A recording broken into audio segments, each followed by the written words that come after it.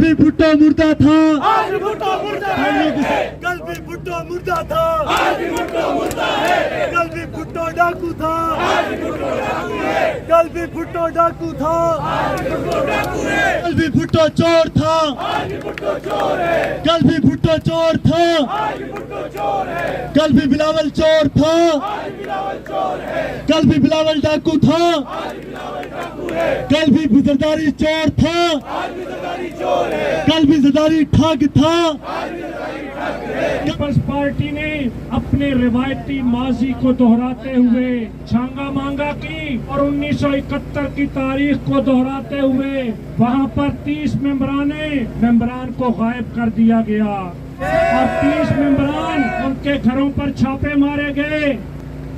ان کو دھمکیاں دی گئیں، ان کو خفیہ مقامات پر رکھا گیا، وہاں پر ان کی ویڈیوز چلائی گئیں۔ آج پاکستانی قوم اور میڈیا کے سامنے وہ تمام حقائق موجود ہیں۔ ہم یہ سمجھنے سے قاصر ہیں کہ کیسے 192 ممبر رکھنے والا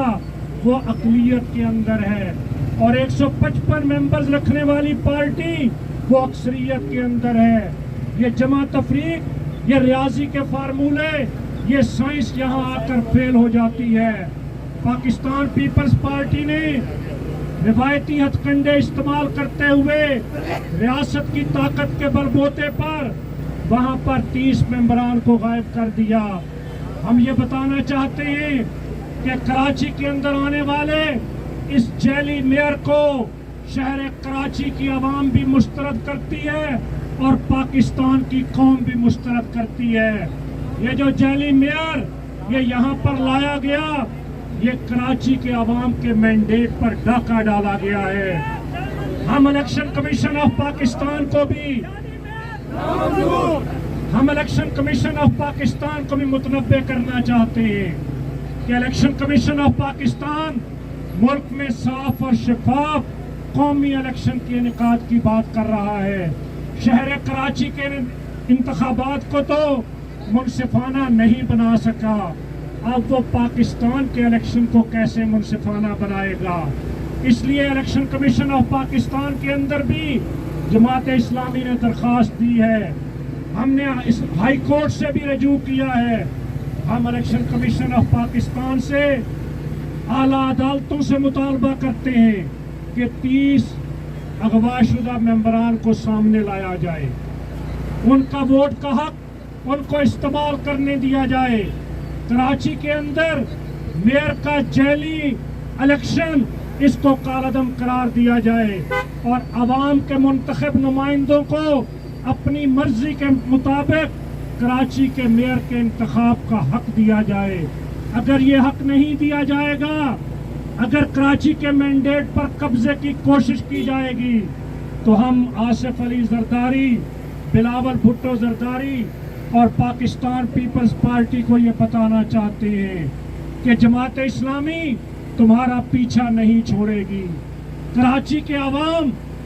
اپنے مینڈیٹ کو چرانے نہیں دیں گے۔ ہم ان کو یہ بتانا چاہتے ہیں کہ اگر جمہوریت کی بات کرتے ہو تو جمہور کی رائے کا احترام کرو، اور اگر احترام نہیں کرو گے تو سڑکوں، چوکوں، چوراہوں اور عدالتوں تک تمہارا پیچھا کرتے رہیں گے۔ اور شہر کراچی کو روشنیوں کا شہر بنانے کے لیے، شہر کراچی کو جرائم اور منشیات سے پاک کرنے کے لیے، شہر کراچی کو پینے کا صاف پانی دینے کے لیے، شہر کراچی کو قبضہ مافیا، منشیات مافیا سے بچانے کے لیے، شہر کراچی کو چائنا کٹنگ سے بچانے کے لیے، شہر کراچی کو رشوت اور کرپشن سے بچانے کے لیے، شہر کراچی کو پاکستان کی معیشت کا ہب بنانے کے لیے ہم پیپلز پارٹی کی یہ غنڈہ گردی قبول نہیں کریں گے۔ کراچی کے لوگوں کو ان کا حق دلا کر رہیں گے۔ ہم نہیں مانتے، ہم نہیں مانتے، ہم نہیں مانتے، ہم نہیں مانتے۔ ظلم کے مینڈیٹ پر ڈاکہ نہ ہم نے کل ڈالنے دیا ہے، نہ آج ڈالنے دیں گے، और ना आने वाले कल में डालने देंगे। ये जो जेली मेयर बनाया गया, कराची के अवाम मुस्तरद कर चुके हैं और इंशाअल्लाह कराची के अवाम और जमात इस्लामी की जिद्दोजहद से ये जेली मैंडेट, इसका ड्रामा ख़त्म होगा। हाफिज नईमुर रहमान इंशाअल्लाह मेयर कराची होगा और हाफिज नईमुर रहमान की क़यादत में सच्चाई का, दयानत का, खिदमत का, कारकर्दगी का, लोगों के मसाइल को हल करने का और शहर की तकदीर को बदलने का सफर शुरू होगा। जमहूरियत के नाम पर, अवाम के मैंडेट के नाम पर रियासत पाकिस्तान के अंदर सिंध की सूबाई हुकूमत ने, आहल इलेक्शन कमीशन ने कराची के अवाम के मैंडेट पर डाका मारते हुए वहाँ पर अवामी नुमाइंदे उनकी वाज़ेह अक्सरियत को अक़लियत में बदलते हुए वहाँ पर मेयर को तब्दील कर दिया गया। पीपल्स पार्टी ने कराची के अंदर पहले दिन से कभी इलेक्शन को इल्तवा का शिकार करके, कभी हल्का बंदियों को तब्दील करके, कभी अपने लिए छोटे हल्के बनाकर, फिर वहाँ पर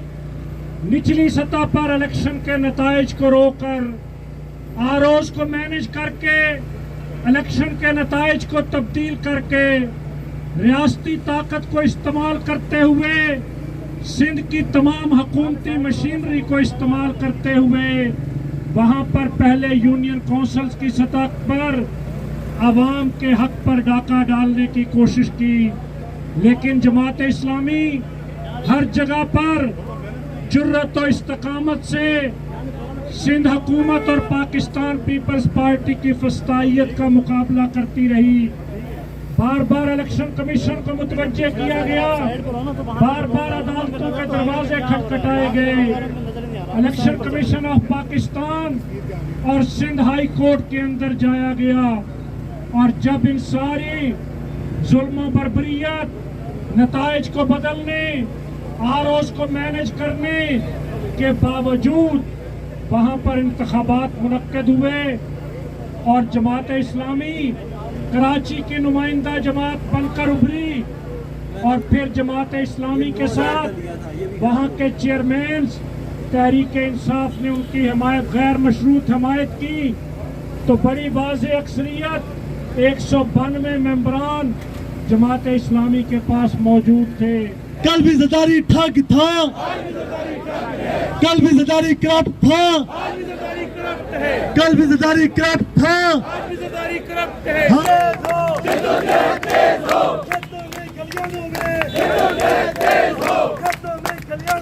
जिद्दोजहद